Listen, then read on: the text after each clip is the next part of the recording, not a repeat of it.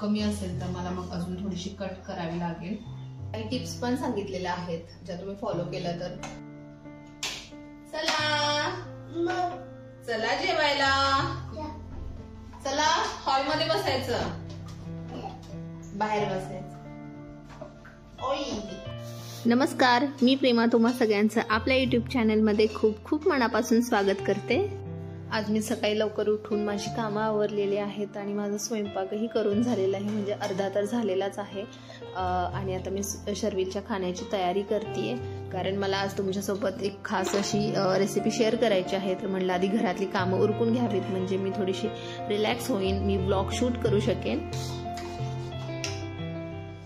आज बनवणार आहे कोथिंबीरची वडी। तर मी नेहमी चणा डाळ भिजत घालते आणि त्याच्या कोथिंबीर वडी बनवते, तर अतिशय छान होतात। तर रेसिपी नक्की तुम्ही ट्राय करा जर तुम्ही कधी बनवले असाल।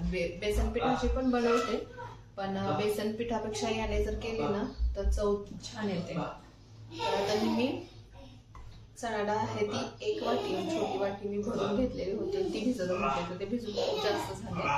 आता याचं वाटण करून घ्यायचंय। तर वाटणामध्ये आपल्याला काय मसाला येते त्याला काय माहित नाही, मी तर शेव गोळा करत होतो, ते तिथं हसतंय।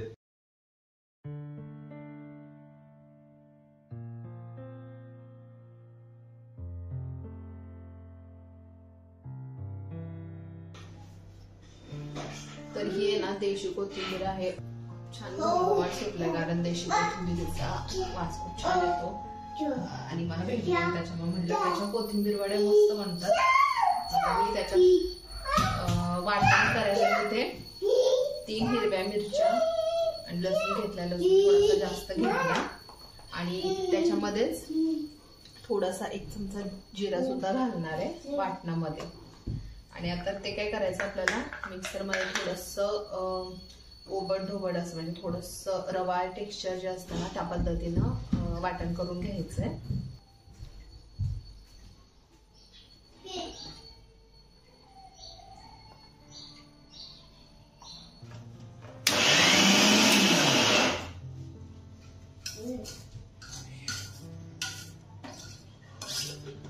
या वाटणामध्ये पाणी अजिबात घालायचं नाहीये।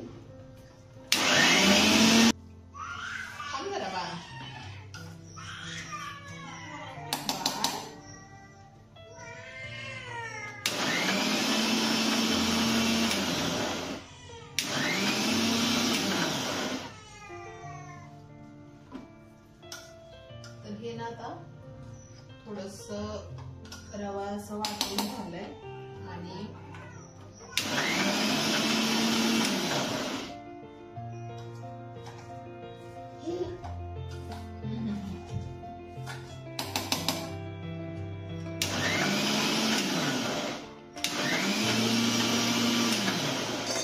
याला हात नाही लावायचा,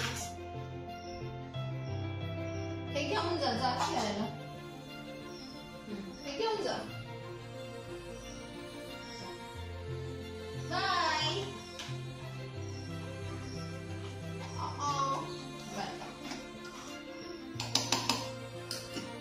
रवा असं वाटून झालंय आणि मी कोथिंबीर सुद्धा कट करून घेतली, पण आपल्याला कोथिंबीरचं प्रमाण मी सांगते तुम्हाला। कोथिंबीर आहे ती ज्या वाटीने आपण डाळ घेतो, तर जर 1 वाटी डाळ घेतली तर त्याच्या तिप्पट 3 वाट्या कोथिंबीर घ्यायचे, कट करून मोजून घ्यायची, कट करून ती पूर्ण भरून। या वाटीने मी डाळ घेतलेली होती 1 पूर्ण वाटी, तर आता ही पूर्ण वाटी भरून कोथिंबीर आहे ते अशा 3 वाट्या भरून घ्यायच्या आहेत आपल्याला, ते प्रमाण आहे।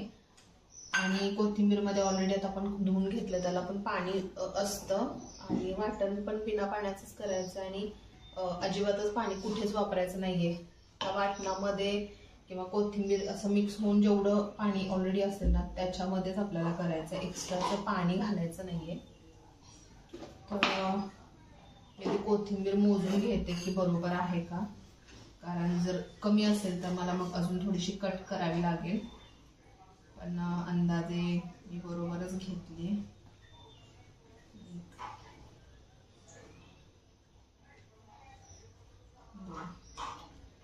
थोडीशी कमी पडते, थोडीशी कापून घेते. तर इथे मी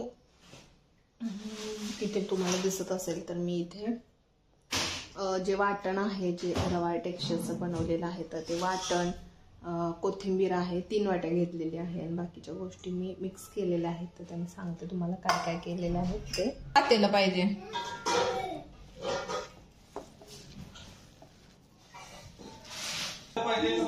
दोन्ही. ती चाळण ज्या पातेल्यावर बसेल असं.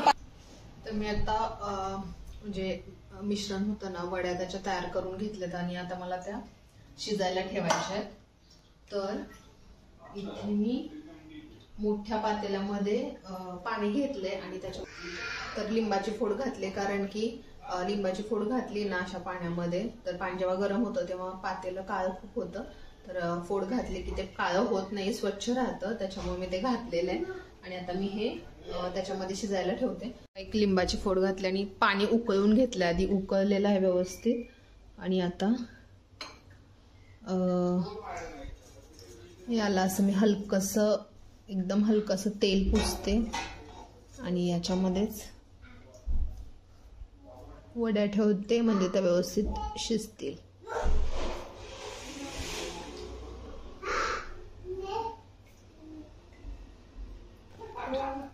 तर हे व्यवस्थित झाकलं जाईल असं ताट ठेवायचं आणि गॅस पण आता मी थोडा मोठा करते म्हणजे पटकन शिजेल. हो घेते घेते घेते तुला मी घेते. आता एकतर एवढी कामं आणि त्यात हे साहेब, अरे थांब ना, घेते घेते इथे बस 2 मिनिटं. तर आता प्रत्येक काम करताना याला मध्ये यायचंच असतं. आता माझं जेवण चाललंय आणि हा मध्ये मध्ये, आणि खूप वेळ झालं म्हणजे त्याला सकाळपासून आता 11 वाजून गेलेत, पण त्याला अजिबातच मोबाईल दिलेला पण नाहीये, कारण मी टाळते शक्यतो. जेवढं त्याला खेचता येते ना की मोबाईल पासून दूर, तेवढं प्रयत्न असतो आमचा. आता हा अशा ठिकाणी बसलाय ना तर पीठ पण मळता येणार नाही, पण मी ट्राय करते. पण हा हात वगैरे असं काही घालणार तर नाही, थोडाफार त्रास देतो.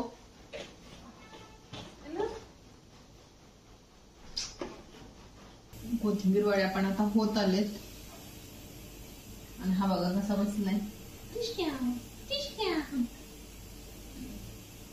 आता वड्या सुद्धा माझ्या शिजून तयार झाले, पण आता थंड व्हायचे.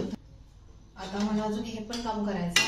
हे आहे काल मी लोणी काढलेलं आहे आणि बघा किती भरपूर लोणी आहे, खूप जास्त लोणी आहे. आणि काल जर हे त्याचं तूप बनवायला ठेवलं असतं ना तर खूप जास्त वेळ जातो, कारण ते आटून म्हणजे लोणी वितळून परत ते तूप तयार होणार आणि परत थंड होणार, थंड झाल्यानंतर मी भरून ठेवणार, तर त्याच्यामध्ये खूप वेळ जातो. आणि रात्री खूप लेट नाईट काढलं, त्याच्यामुळे मी असंच फ्रीजमध्ये ठेवलेलं. तर आता बाकीची कामं होतात तोपर्यंत फटाफट हे पण गरम करायला ठेवते. तर लोणी मी ज्या पद्धतीने लोणी बनवते मिक्सरवरतीच बनवते, पण माझी जी पद्धत आहे अतिशय सोप्या पद्धतीने, जास्त त्रास होत नाही, पटकन होतं. तर त्याचा एक मी व्हिडिओ ऑलरेडी केलेला आहे, म्हणजे अपलोड केलेला आहे. शॉर्ट पण आहे आणि व्हिडिओ पण आहे, तर तुम्ही व्हिडिओ नक्की बघा, म्हणजे डिटेलमध्ये तुम्हाला समजेल. आणि काही टिप्स पण सांगितलेल्या आहेत ज्या तुम्ही फॉलो केल्या तर जरा लोणी काढणं सोपं होईल तुमच्यासाठी. तर मी त्याची जी लिंक आहे ती या व्हिडिओमध्ये डिस्क्रिप्शन बॉक्समध्ये मी नक्की ऍड करेन, तर ती लिंक तुम्ही ओपन करून तिथे व्हिडिओ बघू शकता. आता इथं वड्या मी कट करून घेतलेत, पटकन फ्राय करते आणि इकडे लोणी सुद्धा वितळते. आता ह्या बघा मी वड्या तळलेत, किती छान आहेत वड्या, चवीला अतिशय छान लागतात. आणि याच्यामध्ये तुम्हाला दिसेल बघा तीळ पण टाकलेत ना, ते असे वरती दिसत आहेत बघा. तूप तयार झाले आणि किती नितळ स्वच्छ एकदम ट्रान्सपरंट दिसतंय.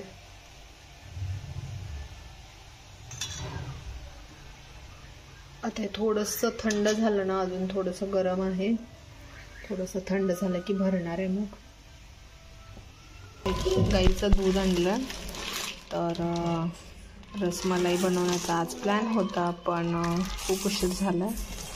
तर हे काय आज बनवता येणार नाही, तर हे उद्याच बनवावं लागेल.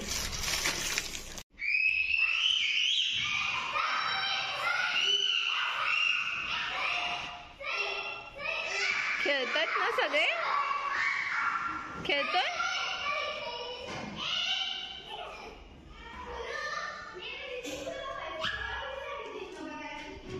निघाला का? हां. बाकीचे कुठे आहेत?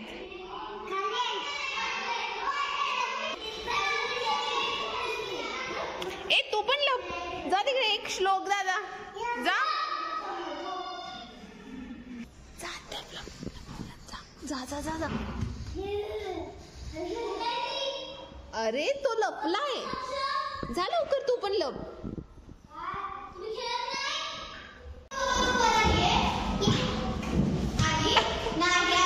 कोणावर आहे राज्य?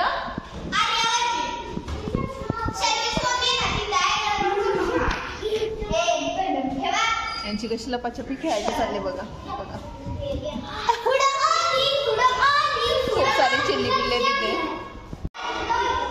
त्याला ना असं लहान मुलांचं खेळायला खूप आवडतं, पण आता मी आजारी असल्यामुळे त्याला सोडलं नव्हतं बाहेर.